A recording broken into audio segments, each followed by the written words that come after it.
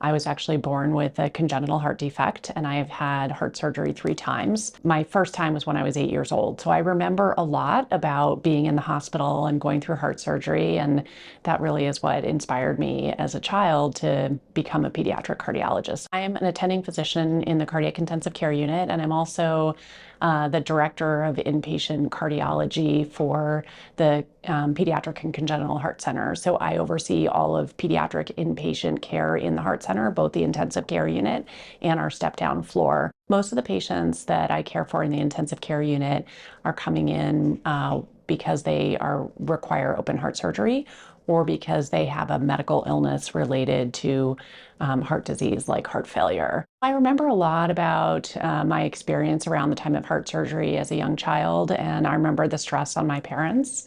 And so when I am faced with caring for kids and families who are going through those types of stressful experiences, I think it helps me be very empathetic. I really like to make sure that my patients and families understand as much about the process as possible, and that I'm providing information in language that is not so much medical speak, but really explaining things in ways that are accessible no matter what somebody's background is or what knowledge they have about the medical field. I also want them to know that our entire team takes safety very seriously and that we work really hard every day to make sure that all of our care processes are safe. We also have patients who stay with us for weeks or months, or who might come back for repeated admissions to the ICU over years.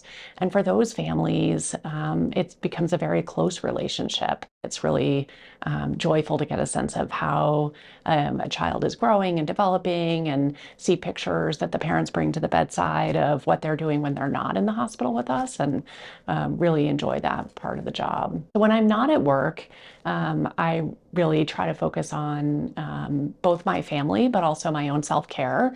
As a congenital heart disease survivor, I am really invested in making sure that I do everything for myself to make sure that I'm healthy. So I am very active outside of work. I've done triathlons, I'm an avid swimmer.